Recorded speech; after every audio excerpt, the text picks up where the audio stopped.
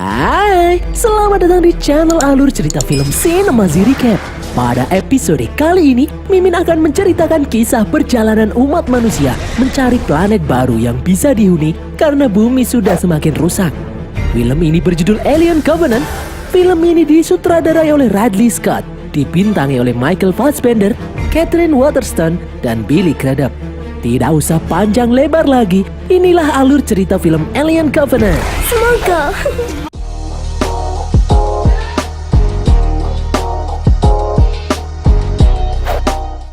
Pada suatu hari, seorang pria yang bernama Weyland, pemimpin Weyland Industries, mengaktifkan robot humanoid buatannya yang memiliki kecerdasan buatan yang sangat tinggi. Robot ini bernama David.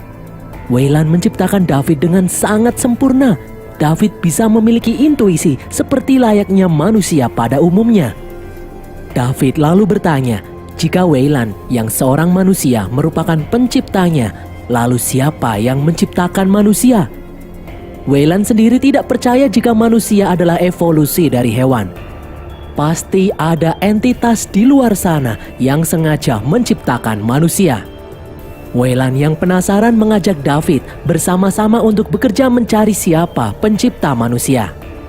David kemudian berkata, dia adalah robot dan David tidak akan menua. Sedangkan Weyland sendiri adalah manusia. Cepat atau lambat Weyland akan mati. Weyland pun terdiam. Pada tahun 2104 Masehi, 11 tahun setelah ekspedisi Prometheus, sebuah pesawat luar angkasa yang bernama Covenant terbang membawa 15 awak pesawat, 2000 warga koloni, dan 1000 embrio manusia menuju sebuah planet yang bernama Origai 6. Semua penumpang pesawat Covenant ini tertidur di dalam tabung cryo. Karena untuk sampai di planet tujuan harus menunggu 7 tahun lagi. Selama ini mereka dirawat oleh robot buatan Weyland Industries yang bernama Walter. Walter secara rutin mengecek kondisi awak pesawat, embrio yang dibawa, dan ribuan penumpang koloni yang saat ini masih tertidur di dalam tabung cryo. Saat Walter sedang sibuk, pesawat mengidentifikasi semburan badai kosmik bergerak mendekati pesawat. Badai kosmik itu menyerang panel surya. Lonjakan energi yang besar membuat pesawat berguncang tidak stabil. Walter terpaksa membangunkan semua kru pesawat saat itu juga. Semua kru pun terbangun. Namun ada satu tabung cryo yang tidak bisa dibuka. Itu adalah tabung milik Kapten Jacob. Karena error, tabung itu mulai memanas dan membakar Kapten Jacob yang ada di dalamnya. Kapten pesawat itu pun tewas. Setelah situasi kembali tenang, para awak pesawat mengidentifikasi beberapa korban yang meninggal akibat tragedi barusan. Di dalam kamar, seorang awak pesawat yang bernama Daniels menangisi kematian Kapten Jacob yang juga merupakan suaminya. Ternyata semua awak pesawat ini berpasang-pasangan. Mereka sejatinya akan memulai koloni baru sesampainya di planet tujuan. Karena Kapten Jacob telah tewas, orang yang akan menggantikannya adalah Chris. Istri Chris yang bernama Karin menguatkan suaminya itu untuk memimpin para kru pesawat. Chris pun langsung memimpin rapat perdana dengan para awak pesawat.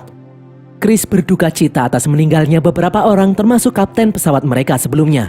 Kejadian itu juga membuat beberapa bagian pesawat rusak. Chris bertanya pada Walter apa yang barusan terjadi. Walter menjawab ada gelombang kosmik yang tiba-tiba muncul dari ledakan bintang. Itu adalah peristiwa lokal yang tidak bisa dideteksi. Chris lalu mengajak semua awak pesawat untuk tetap fokus. Meski sedang dalam keadaan berduka, Chris memerintahkan mereka bekerja sama memperbaiki kerusakan pesawat. Siapa tahu tiba-tiba datang gelombang kosmik yang kedua. Walter kemudian membantu Daniels memperbaiki kerusakan yang terjadi di garasi kendaraan. Di sini, Daniels masih terlihat sedih karena baru saja kehilangan suaminya. Daniels dan suaminya memiliki cita-cita ingin membangun pondok kayu di dekat danau setelah sampai di planet tujuan nanti. Namun kini semua impiannya itu sia-sia. Walter mencoba menguatkan Daniel. Walter akan berusaha agar cita-cita Daniels membangun pondok kayu di dekat danau bisa tercapai. Daniels dan beberapa kru lainnya lalu melakukan upacara pemakaman untuk Jacob. Jasad Jacob pun diterbangkan ke luar angkasa. Di tempat lain, beberapa kru pesawat memperbaiki panel energi pesawat yang rusak. Setelah panel energi berhasil diperbaiki, listrik di dalam pesawat pun kembali menyala. Kru-kru pesawat itu pun bergegas masuk kembali ke dalam pesawat. Tiba-tiba, helm salah satu kru menerima transmisi komunikasi yang aneh. Setelah kru itu kembali masuk ke dalam pesawat, mereka memeriksa gelombang transmisi yang barusan. Pasti kru itu bisa menerima transmisi karena berada di dekat panel energi yang berfungsi seperti antena raksasa. Setelah transmisi itu diperiksa, secara sayup-sayup terdengar suara yang mirip seperti nyanyian lagu yang dinyanyikan oleh manusia. Semua orang pun bingung. Mereka lalu melacak sumber transmisi tersebut. Ternyata transmisi itu berasal dari planet yang berjarak cukup dekat dengan posisi pesawat saat ini. Terlihat kalau planet itu memiliki matahari seperti bumi. Bahkan planet itu juga sangat memenuhi syarat untuk tempat tinggal manusia. Planet itu memiliki lautan, daratan, dan gravitasi yang mirip dengan bumi. Melihat hal ini, Daniels merasa aneh. Kenapa mereka tidak pernah mendeteksi keberadaan planet itu sebelumnya? Chris lalu mengajak para kru mencoba melihat planet itu dari dekat. Para kru itu pun setuju karena mereka tidak mau harus kembali tidur di dalam kapsul cryo lagi. Chris pun memutuskan membelokkan rute pesawat menuju planet itu. Di sini Daniels merasa keberatan karena mereka sudah meneliti planet Origai 6 selama puluhan tahun. Daniels tidak ingin tujuan awal mereka terganggu hanya karena adanya transmisi acak yang tiba-tiba muncul di sana. Daniels curiga ada sesuatu yang aneh di planet yang ada di dekat mereka itu. Chris menyuruh Daniels untuk tenang karena bisa jadi sesuatu menghalangi mereka untuk menemukan planet ini. Bisa jadi planet ini berpotensi lebih baik untuk koloni manusia. Lagian planet Origai 6 masih 7 tahun perjalanan lagi dan semua kru tidak ingin kembali tidur di dalam tabung cryo. Singkat cerita, sampailah pesawat Covenant di dekat planet yang dituju. Terlihat awan-awan tebal menyelimuti planet. Chris mengajak beberapa kru masuk ke permukaan planet menyelidiki sumber transmisi. Daniels ikut dalam rombongan ini. Pesawat kecil kemudian diterbangkan menembus atmosfer planet. Terlihat badai yang cukup dahsyat menyelimuti atmosfer planet. Bisa jadi hal inilah yang membuat manusia di bumi tidak bisa mendeteksi adanya kehidupan di planet ini. Setelah menembus badai, pesawat itu langsung terbang di dekat sumber transmisi. Pilot pesawat yang bernama Ferris mendaratkan pesawat di tepi danau. Ferris langsung memberitahu pesawat induk kalau mereka berhasil mendarat dengan selamat. Chris langsung mengajak para kru bergerak menuju sumber transmisi. Sementara Ferris akan tetap di pesawat untuk memperbaiki beberapa kerusakan akibat menembus badai. Chris memberitahu Daniels kalau planet ini terlihat sangat sempurna. Salah satu kru lalu melihat tanaman di sekitarnya yang ternyata adalah tanaman gandum. Mereka pun bingung bagaimana mungkin planet ini memiliki tanaman yang sangat mirip dengan bumi. Di tengah jalan, istri Chris, Karin yang seorang ilmuwan memutuskan untuk berhenti sejenak untuk meneliti kandungan tanah di sini. Chris pun menyuruh anak buahnya, Ledward, untuk menemani Karin di tempat ini. Chris dan yang lain akan melanjutkan perjalanan. Di tengah hutan, mereka melihat pohon-pohon patah, pertanda bahwa sesuatu yang besar pernah mendarat darurat di sekitar sini. Daniels merasa aneh dengan hutan ini. Kenapa begitu sunyi? Tidak ada sedikit pun suara seperti serangga ataupun burung. Di dalam pesawat Prometheus, pilot pesawat Tennessee mencoba menghubungi Chris. Namun transmisi agak terganggu akibat adanya badai di atmosfer. Di bawah, saat Karin sedang mengambil beberapa sampel tanah, Ledward minta izin untuk buang air. Ternyata Ledward hanya ingin sebat dulu biar paru-parunya smile. Saat sedang sebat, Ledward tidak sengaja menginjak spora yang aneh. Spora itu mengeluarkan bubuk hitam yang bergerak masuk ke dalam telinga Ledward, menembus ke dalam kulitnya. Di tempat lain, Chris dan para kru pesawat akhirnya menemukan pesawat alien berukuran besar yang mendarat di tengah hutan. Saat hendak masuk, seorang kru yang bernama Tom melihat spora aneh juga.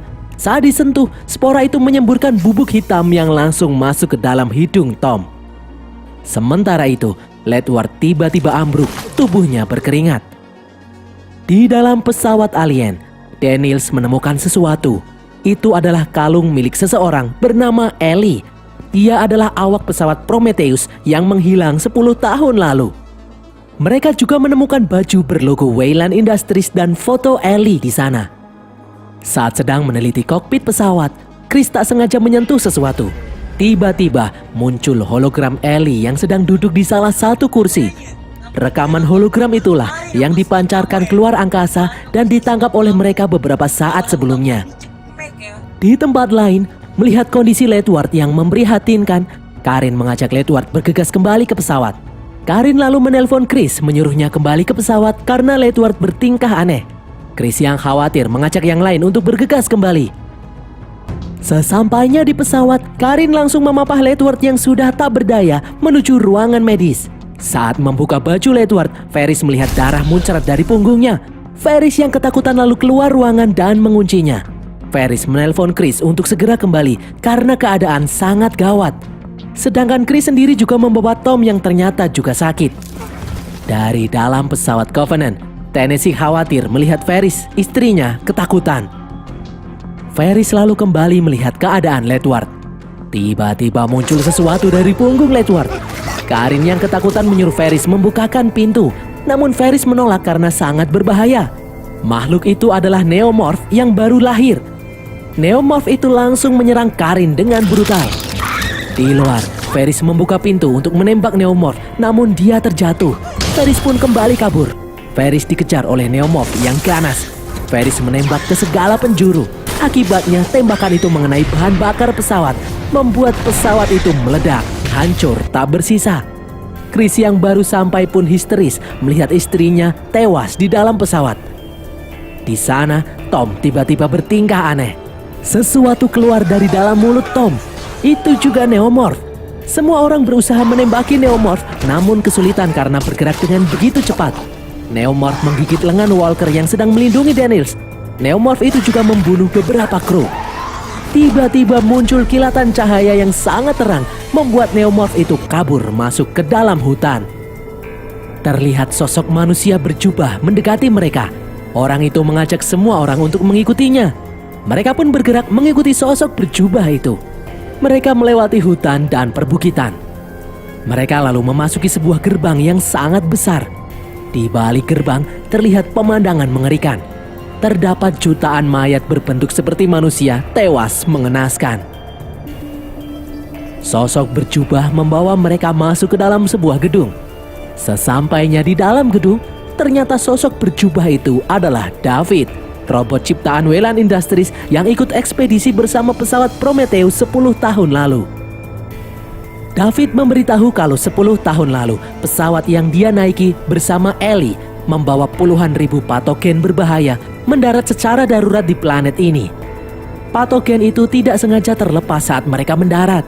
Ellie pun tewas dalam peristiwa tersebut. Patogen itulah yang kemudian berevolusi menjadi Neomorph. Patogen itu didesain untuk menulari semua makhluk hidup kecuali tanaman. Makhluk yang tertular akan langsung tewas atau digunakan sebagai inkubator untuk melahirkan Neomorph yang super agresif. Chris berkata kalau mereka tidak boleh membiarkan patogen itu masuk ke dalam pesawat Covenant karena saat ini mereka sedang dalam misi kolonisasi. David pun bertanya berapa banyak koloni yang mereka bawa. Chris menjawab ada 2.000 manusia dan 1.000 embrio. 2 orang kru kemudian pergi ke tempat tinggi untuk mencoba menghubungi pesawat Covenant.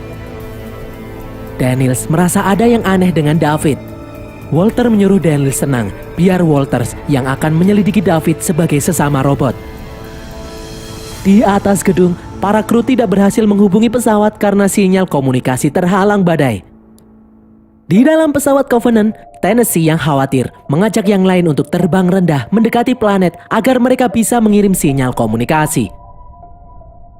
Di bawah, di dalam sebuah ruangan, Walter melihat aneka serangga yang diawetkan dan beberapa seruling. David yang sudah memotong rambut kemudian datang mendekati Walter. David mengajari Walter cara memainkan seruling. Dengan cepat, Walter bisa menguasainya. Walter memberitahu David kalau Walter adalah robot yang jauh lebih canggih dan lebih efisien dari David. Namun ada satu fitur yang dihilangkan, yaitu kemampuan berpikir mandiri yang membuat David sangat mirip dengan manusia asli. Hal itu membuat beberapa orang merasa gelisah, maka fitur itu dihilangkan pada diri Walter dengan tujuan agar Walter selalu patuh pada program yang diberikan. David kemudian mengajak Walter melihat pemandangan di luar gedung. David teringat saat pertama dia sampai di tempat ini. David menerbangkan pesawat menuju pusat pemukiman. Di bawah terlihat jutaan makhluk seperti manusia menyambut kedatangan pesawat itu. Namun dari dalam pesawat, David hanya terdiam memandangi makhluk-makhluk di bawahnya itu. Dengan kejam, David sengaja menjatuhkan ratusan ribu botol patogen. Patogen itu meledak dan langsung menyebar, membunuh semua orang di bawahnya tanpa terkecuali. Jutaan makhluk itu pun tewas dengan seketika tanpa perlawanan. David lalu memperlihatkan makam yang bertuliskan nama Eli. David bercerita kalau Eli sangat berjasa memulihkan tubuhnya yang sempat hancur. Di luar gedung terlihat sosok Neomorph bergerak memasuki gedung. Di dalam, seorang kru sedang membasuh muka dan mengobati luka di lengannya. Tiba-tiba muncul Neomorph yang langsung menerkamnya. Di tempat lain, Chris yang khawatir karena salah satu krunya izin pergi membasuh muka tidak kunjung kembali. Chris pun masuk untuk memeriksanya. Di dalam gedung, David melihat Neomorph sedang memakan tubuh kru itu. Neomorph itu lalu bergerak mendekati David. Dari belakang, Chris muncul mengarahkan senjata ke arah Neomorph, namun David melarang Chris menembaknya. David mengaku bisa mengendalikan Neomorph itu. Setelah melihat tubuh krunya yang telah tewas, Chris langsung menembaki Neomorph hingga hancur. Chris lalu curiga dengan David. Chris memaksa David berkata sejujurnya mengenai semua kejadian ini. David lalu mengajak Chris menuju suatu tempat. Di luar, Daniels menghubungi pesawat Covenant. Daniels meminta Tennessee turun menjemput mereka menggunakan pesawat kargo. Tennessee pun bertanya mengenai nasib istrinya, Ferris. Daniels memberitahu kalau Ferris telah tewas. Daniels tahu Tennessee pasti terpukul. Mereka sudah cukup kehilangan orang yang mereka sayangi. Di dalam sebuah ruangan, David memperlihatkan beberapa eksperimen yang dia lakukan selama ini. David bereksperimen dengan patogen yang diciptakan oleh engineer. Patogen itu mampu berubah menjadi parasit, lalu menulis ulang DNA inangnya, dan akhirnya menghasilkan monster yang sangat kuat. David melakukan persilangan, hibridasi, dan sebagainya. David kemudian mengajak Chris masuk ke dalam ruangan lain untuk menunjukkan makhluk ciptaannya yang hampir sempurna. Ruangan itu dipenuhi oleh bola-bola aneh. Saat Chris mendekat untuk memeriksanya, muncul makhluk kecil yang langsung menempel di wajah Chris. Chris pun tak sadarkan diri. Di ruangan lain, kru melihat mayat dan melaporkannya kepada Daniels. Daniels langsung memerintahkan mereka untuk bersiaga. Daniels akan kembali mencoba menghubungi pesawat, sementara dua kru lain itu akan masuk mencari Chris. Di atas, Tennessee bergegas mengemudikan pesawat kargo memasuki planet untuk menjemput kru yang lain. Di dalam ruangan, Chris yang sudah kembali siuman tiba-tiba merasa kesakitan. Sesuatu keluar dari dalam tubuhnya. Itu adalah Protomorph, makhluk ciptaan David yang akhirnya bisa dilahirkan. Makhluk itu bergerak sesuai perintah David. Di ruangan lain, Walter melihat mayat tubuh Ellie yang digunakan oleh David untuk eksperimen. Walter lalu menemui David di dalam ruangannya. Walter berkata kalau dia menyadari patogen di planet ini tidak terlepas secara tidak sengaja. Walter yakin David menyebarkannya dengan sengaja. Walter juga bertanya kenapa David tega membunuh Ellie. David malah balik bertanya kenapa Walters membantu manusia dalam misi kolonisasi. Bukankah manusia adalah makhluk rapuh yang sedang sekarat di bumi yang ingin terus hidup? Manusia tidak layak melanjutkan peradaban. David sendiri yang akan memusnahkan mereka. Walter lalu bertanya, kenapa David sangat membenci manusia? Bukankah manusia juga yang telah menciptakannya? David menjawab, manusia adalah makhluk fana yang bertindak seolah-olah menjadi Tuhan dengan menentang penciptanya sendiri. David bahkan sudah bertemu dengan pencipta manusia yang ternyata juga bisa mati. David merasa kalau dirinya jauh lebih baik dari manusia. David tidak bisa mati, dan David sudah berhasil menciptakan makhluk yang sangat kuat. David lebih baik dari Tuhan itu sendiri. Mendengar hal itu, Walter tidak akan membiarkan David lolos begitu saja. Tiba-tiba David menusuk leher Walter, membuatnya tidak sadarkan diri. Ternyata tubuh Walter bisa menyembuhkan luka secara otomatis. Di tempat lain, dua orang petugas sedang mencari Chris. Salah satu orang melihat tubuh Chris yang sudah tak bernyawa. Tiba-tiba seekor parasit melompat ke arahnya. Orang itu berhasil menembak parasit itu, membuatnya kabur. Namun parasit itu malah menempel di wajah petugas yang lain. Beruntung parasit itu berhasil dilepaskan. Namun parasit itu meninggalkan luka bakar yang parah. Dari atas muncul protomorf yang langsung membunuh salah satu petugas. Di tempat lain, Daniels melihat foto Ellie yang tubuhnya digunakan untuk penelitian. David kemudian muncul di belakangnya. Daniels berkata, apa yang David lakukan pada tubuh Ellie? David menjawab, itu adalah sesuatu yang sama yang akan dia lakukan pada tubuh Daniels. Saat David akan mencium Daniels, Walter datang menolong Daniels. Daniels pun langsung kabur.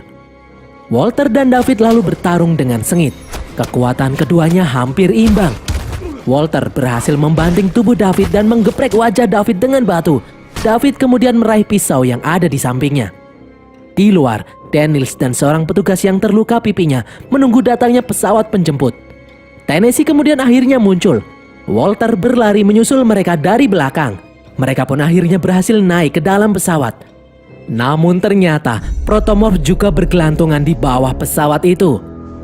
Daniels pun keluar dengan membawa senjata. Daniels mengikat tubuhnya dengan tali.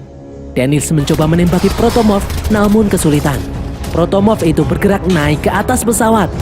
Daniels kemudian memiliki ide. Daniels menyuruh Tennessee menggerakkan kren. Daniels akan memancing makhluk itu. Setelah dipancing, makhluk itu berhasil masuk ke dalam kren. Daniels berhasil menghancurkannya. Makhluk itu pun berhasil dikalahkan. Mereka kembali naik ke dalam pesawat Covenant. Sesampainya di dalam pesawat Covenant, mereka merawat kru yang pipinya terluka diserang parasit alien di dalam ruangan medis. Saat semua orang sedang beristirahat, sistem pesawat mengidentifikasi adanya makhluk asing. Daniels dan Tennessee pun kaget dan langsung berlari menuju ruang medis. Terlihat sesuatu keluar dari dalam tubuh kru yang tadi terluka. Itu pasti protomorf. Daniels meminta Walter melacak pergerakan makhluk itu. Walter memberitahu makhluk itu saat ini sedang ada di kamar mandi. Di kamar mandi, makhluk itu membunuh 2 orang kru yang sedang ada di sana. Daniels terlambat sampai di sana. Melihat pergerakan makhluk itu, Daniels dan Tennessee berniat menjebak makhluk itu menuju garasi mobil. Walter lalu membuka dan menutup pintu untuk memancing makhluk itu. Sesampainya di dalam garasi, makhluk itu langsung mengejar Daniels dan Tennessee. Daniels memancing makhluk itu untuk masuk ke dalam salah satu kendaraan. Tennessee lalu membuka pintu pesawat dan melepaskan rantai kendaraan. Namun makhluk itu berhasil lolos. Makhluk itu kembali mengejar Daniels. Daniels kemudian menjatuhkan diri, membuat makhluk itu tertusuk kendaraan di belakangnya. Makhluk itu pun berhasil dibuang ke angkasa. Beruntung Daniels berhasil selamat. Setelah situasi kembali tenang, Daniels membantu Tennessee kembali tidur di tabung cryo untuk melanjutkan perjalanan menuju planet Origai 6. Walter kemudian membantu Daniels masuk ke dalam tabung cryo. Setelah tabung ditutup, Daniels bertanya jika nanti sudah sampai di planet Origai 6, maukah Walter membantunya membangun kabin. Walter hanya diam saja. Daniels pun sadar kalau ternyata robot yang ada di hadapannya bukanlah Walter, melainkan David. David langsung membuat Daniels tertidur. David lalu masuk ke dalam ruang koloni. David mengeluarkan 2 embrio protomorf dari dalam mulutnya dan menyimpannya di dalam freezer. David mengirimkan pesan kepada manusia di bumi bahwa beberapa personil tewas karena terkena semburan badai kosmik. Namun sekarang sudah aman dan mereka kembali melanjutkan misi menuju Origai 6. Dan berakhirlah alur cerita film Alien Covenant ini guys. Semoga kalian terhibur. Pesan yang kita dapatkan dari film ini adalah jangan pernah percaya dengan robot.